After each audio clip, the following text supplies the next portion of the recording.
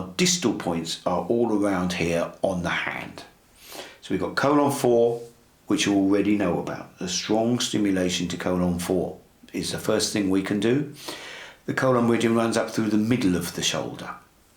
The Sanjiao channel is coming up here and up this part of the arm. We've actually got Sanjiao 5 here. But there were the two bones, the radius and the ulna, and we're in the gap between them. So this area here, about 1.5 inches here on the arm, this is a good area for strong stimulation, these Sanjiao points here, if you want to move qi through, not the very back of the shoulder, but 3/4 of the way back through the shoulder, which is where the Sanjiao meridian runs, as you'll see when we look at the shoulder itself.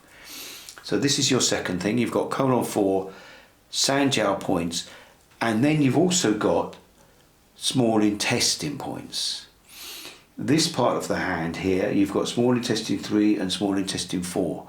Now the small intestine channel runs up the arm through the back of the elbow, and it runs right into the back of the shoulder, into the scapula. So this is where you're going to be massaging strongly if the person's talking about pain coming into the scapula and or even into the upper back as well as in the shoulder. So you've got all these. You probably do all of these if someone's got a shoulder problem, but you've got choices about which part you emphasize depending on exactly where the pain is and how you wish to complement what you're doing up at the top. So if what you're doing up at the top is points that are very much about coming from the neck into the shoulder, then small intestine is going to be more relevant. If you're doing things for into the shoulder joint in the middle, then colon's going to be more relevant. So we're imagining that Flo has problems in the shoulder here, and we've got the colon large intestine meridian running up to the middle. We've got the Sanjiao free heater running up to 3/4 of the way back, and we've got the small intestine running up right onto the back of the shoulder and the scapula. So we've got points around the top of the shoulder here, and we've also got an extra point here called Jianliling. Now the way you find this is if you can find this deltoid muscle here, and you've got the pectoral muscle of the chest there, and you've got the clavicle there. So we're below the clavicle and we're over this deltoid into that dip. So there's a point we can really massage there. There's the colon point we can massage here. And there's the Sanjiao point just behind it round here. But there's also, as the large intestine colon meridian comes up, if you find the elbow bone there, the tip of the elbow, and just come in a bit, there's a very good point here on the elbow, which is good as well.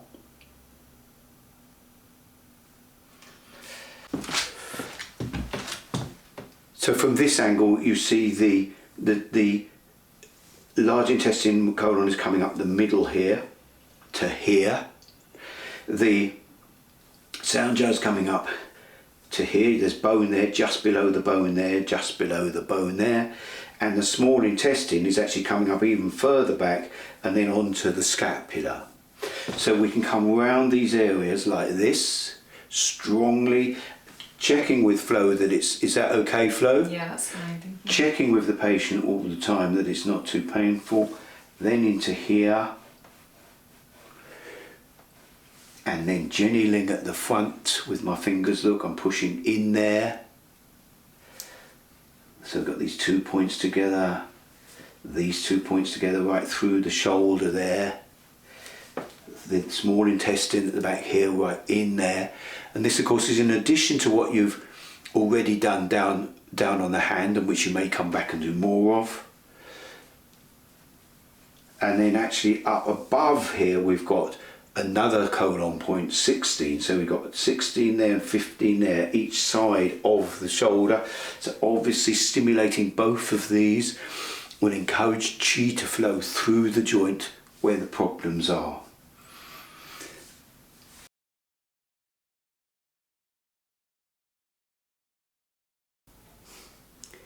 Now sometimes there can be problems here in the spine which would relate to problems in the shoulder. So if, for example, you're massaging quattuor-judgii points up here, and the person's feeling it referring into the shoulders or into the arm, then that's telling you that that's just as important to work there as it is to work on the shoulder itself. So we can have a combined approach where we do some work here